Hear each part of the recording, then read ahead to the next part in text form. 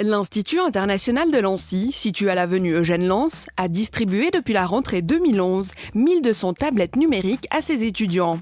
Au niveau européen, il s'agit du plus grand déploiement d'iPad au sein d'une école. L'Institut international de Lancy, appelé jusqu'en 2001 Collège Marie-Thérèse, compte plus de 1400 élèves âgés de 3 à 18 ans. Il propose un enseignement dans 2 sections distinctes. L'Institut existe ici au Grand Nancy depuis 1903. C'était fondé par les Sœurs de Saint-Joseph de Lyon. Depuis ce temps-là, il y a une école privée à cet emplacement ici. En 1927 déjà, on a introduit le bac français ici à l'école. Jusque dans les années 2000, jusqu'à 2002 pour être exact, c'était une école française. Depuis 2001, nous avons 2 sections, une section française avec le programme de l'éducation nationale et une section anglaise qui suit le programme anglais avec, pour les 2 dernières années, une préparation au baccalauréat international. Dès le départ, l'Institut a intégré les nouvelles technologies de l'information et de la communication, dont le processus d'apprentissage. Sa philosophie étant d'enrichir la panoplie des supports éducatifs. Depuis toujours, on essaye quand même de donner une éducation globale, générale à nos élèves. Ce n'est pas seulement de les former pour avoir des résultats académiques, des très bons résultats académiques, mais aussi de former la personnalité. La philosophie, c'est d'amener chaque élève au maximum de ses capacités.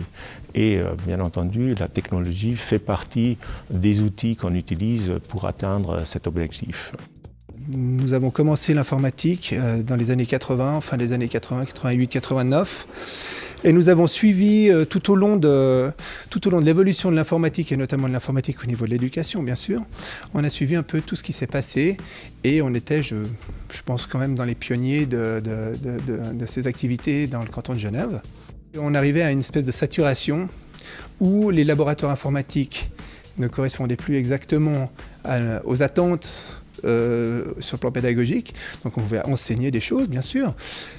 Mais l'informatique commençait à prendre de plus en plus de place. Et c'est vrai que pour nous, depuis des années, on rêvait d'avoir des élèves avec la possibilité d'avoir un outil informatique à disposition, pas pour remplacer les cahiers et les livres, mais simplement pour venir compléter. La réflexion dans les années 2005-2006 s'est orientée vers un one-to-one, c'est-à-dire une machine par élève pour vraiment profiter pleinement du système. C'est pour ça qu'on a commencé en 2009 une expérimentation avec des portables Mac pour certaines classes. Et l'année dernière, les tablettes sont arrivées sur le marché. Et après réflexion, c'était pour nous quand même l'outil idéal quelque part pour avancer dans ce projet. Depuis septembre dernier, l'Institut a donc distribué 1200 tablettes numériques de la marque Apple à ses élèves et à ses enseignants.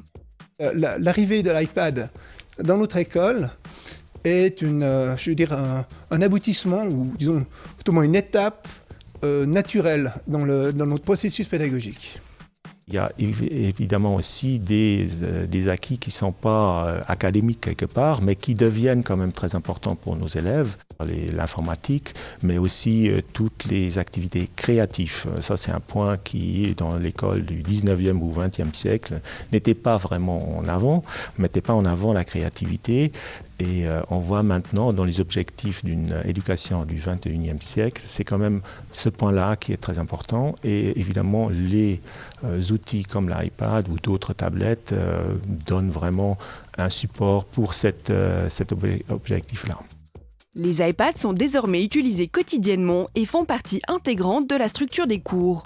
Mais quels sont concrètement les avantages de l'utilisation de ces tablettes ? Pour notre enseignement, c'est un outil supplémentaire d'avoir un impact sur une personnalisation de l'enseignement pour chaque élève, parce que chaque élève peut en partie travailler à son rythme avec ces machines-là. Et bien entendu, il y a des aspects autres comme diminuer le poids du cartable, parce que ça c'est un objectif comme l'éducation nationale a mis ça en avant aussi par rapport à cette introduction. Également la diminution de nos photocopies, parce que beaucoup de choses peuvent se passer maintenant sur iPad avec une possibilité de renvoyer des dossiers, des productions sans passer par le papier. Et là, on a déjà un résultat. Le nombre de photocopies dans l'école a vraiment diminué depuis le début de l'année scolaire. Mais on est au début d'un processus, alors il faut regarder aussi comment ça va se développer. On a une motivation absolument folle parce que c'est ce qui manque le plus aux élèves, c'est la motivation. Hein. Donc si un élève est motivé, vous lui demandez n'importe quoi, il le fera. La motivation et les compétences. En quelques mois, hein, donc nous on les a distribués cet automne, en quelques mois, nos élèves ont vraiment progressé en informatique d'une manière assez impressionnante. Hein. Une nouvelle technologie qui devrait à terme amener à une transformation des enseignements et apprentissages traditionnels pour une éducation moderne en adéquation avec le XXIe siècle. On ne peut plus formater des enfants de la même manière qu'on les formatait ça fait 20 ou 30 ans, ou même 50 ans. Donc c'est difficile pour tout le monde, mais en même temps c'est un challenge immense, parce qu'il va falloir définir de nouveaux objectifs dans l'éducation. Qu'est-ce que ces enfants vont devenir quand ils seront des adultes ? Comment est-ce qu'ils vont devoir s'adapter au monde dans lequel ils vont être ? Et ça a toujours été notre souci à l'école. C'est d'essayer de les insérer, de les préparer le mieux possible avec les connaissances actuelles pour le monde dans lequel ils vont vivre quand ils seront des adultes. Les technologies, elles sont déjà là. D'accord ? Il suffit simplement de les utiliser à bon escient.